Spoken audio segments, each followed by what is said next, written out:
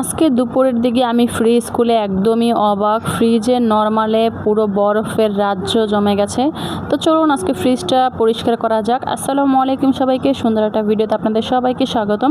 যারা যারা এখনও আমার চ্যানেলটি সাবস্ক্রাইব করে দেওয়া নয় অবশ্যই আমার চ্যানেলটা সাবস্ক্রাইব করে দেবে এবং ভিডিও ভালো লাগলে অবশ্যই লাইক, কমেন্ট এবং শেয়ার করে দিয়ে আমার পাশে থাকবে।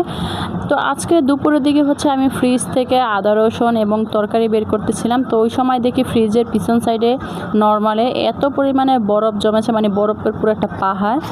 তো নরমালের ভিতরে এরকমের কাদের কাদের বরফ জমে অবশ্যই কমেন্ট করে জানাবেন এবং এর সলিউশন কী আছে তাও জানাবেন। তো এরপর আমি ফ্রিজটা অফ করে রাখি অনেকক্ষণ, কিন্তু কিছুই হচ্ছে না। এরপরে আমি বরফগুলো ভেঙে তারপরে ফেলে দিচ্ছি। মানে নর্মালও যে এই ধরনের এত পরিমাণের বরফ জমে আমি আগে কখনোই দেখিনি। তো যাই হোক, এখন আমি এটাকে সুন্দরভাবে পরিষ্কার করে ফেলবো যাতে পরবর্তীতে কোনো সমস্যা না হয়। আর এর সমাধান কি করা যায় তা আপনারা অবশ্যই আমাকে কমেন্টের মাধ্যমে জানিয়ে দেবেন। তো এখানে আমি বরফগুলোকে ভেঙে ভেঙে তারপরে নিচে ফেলে দিচ্ছি। আর এরপর আমি পুরো বরফগুলো একটা কড়াইয়ের ভিতরে নিয়ে তারপর ওয়াশরুমে ফেলে দেব। আর এত পরিমাণের মোটা একটা ওয়ালের মতন করে বরফ জমেছে কি বলবো।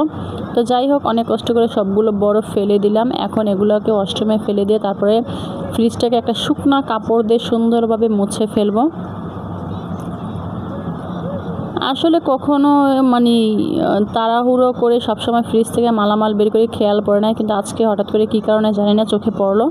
তো যাই হোক, চোখে যেহেতু পড়েছে, আজকে দুপুরবেলা রান্না শেষ করে তারপরে সারাদিন বসে বসে ফ্রিজের এগুলো পরিষ্কার করে ফেললাম।